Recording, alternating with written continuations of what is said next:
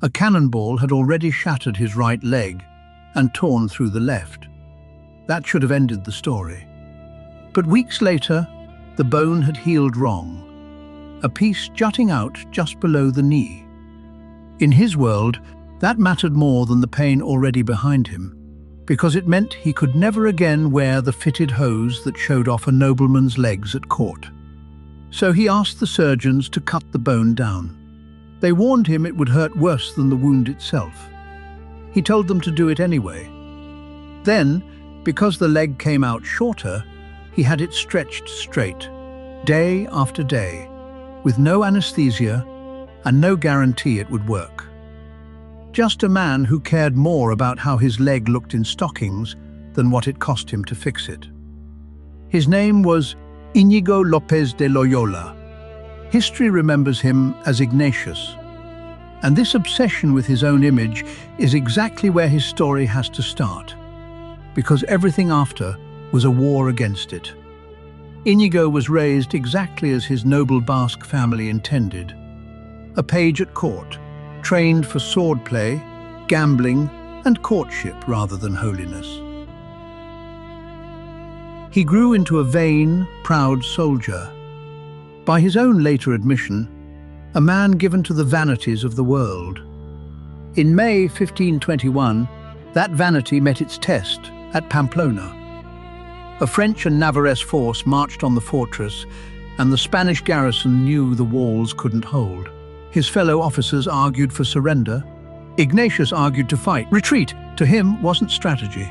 It was a stain on his honor. The garrison held 6 hours under bombardment before a cannonball struck the wall, ricocheted, and tore through both his legs. The French, who respected a brave stand, even in defeat, carried him back to his family's castle. It was the last battle he would ever fight with a sword. Stuck in bed for months, Ignatius asked for the chivalric romance novels he loved. The castle didn't have any, only a life of Christ and a book of saints' legends brought by his sister-in-law. He read them out of boredom and noticed something in his own mind. Daydreaming about returning to knighthood and to a certain noblewoman felt exciting in the moment, then left him flat. Daydreaming about living like the saints he was reading about left a feeling that lingered, steady and unforced. He had no word for it yet. Centuries of Jesuits later would call it discernment of spirits, reading your own interior reactions as evidence of where God is and isn't. It started here, in a sickbed, with a bored soldier comparing two kinds of daydream. When Ignatius could walk again, he didn't go back to court. He gave his fine clothes to a beggar, hung his sword and dagger at an altar the way a knight retires his weapons, and walked to a town called Manresa, where he lived nearly a year, begging for food, sleeping in a cave, praying 7 hours a day by his own account. It wasn't peaceful. By his own later telling, he was tormented by scruples, unable to believe any confession was ever complete. He fasted until his confessor forced him to stop before it killed him. At his lowest point, he considered jumping from a window, stopped, he said, only by the conviction that suicide would offend the God he was trying to serve.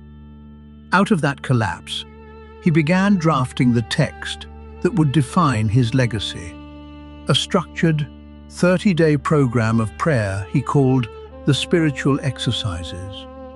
In his 30s, Ignatius decided that if he was going to teach what he'd learned, he needed an education he'd never bothered to get. He enrolled in grammar school in Barcelona, studying Latin beside boys half his age, then moved on to the universities of Alcalá and Salamanca.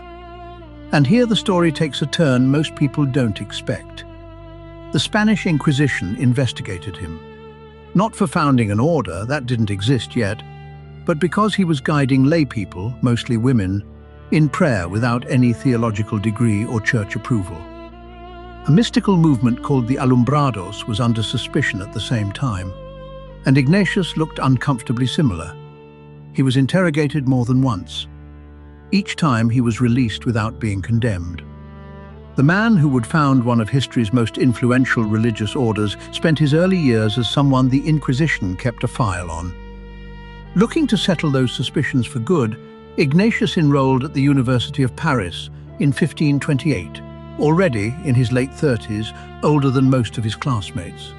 There he gathered the men who would change everything: Francis Xavier, Peter Faber, and 4 others, drawn in through Ignatius's own spiritual exercises.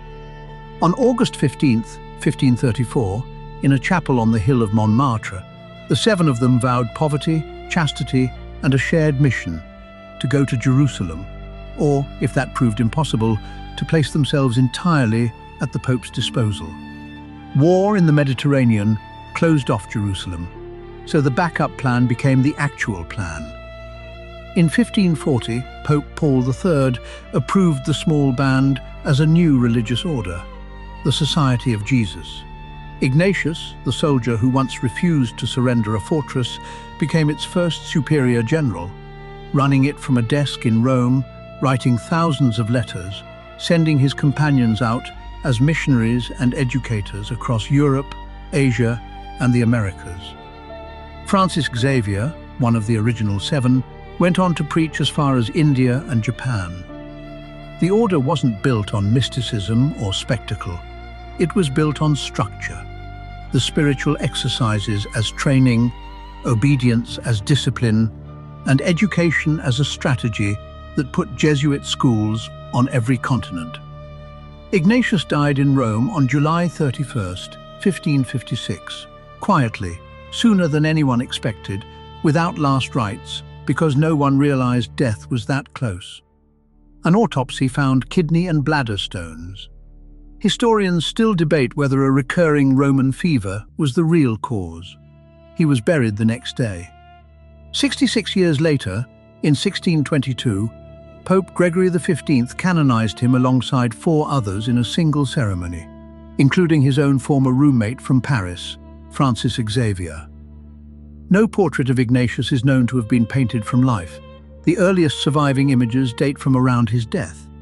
What he left behind wasn't an image. It was a method, still used today, 400 years later, by an order that started with a vain soldier, a cannonball, and a leg he cared about more than he should have.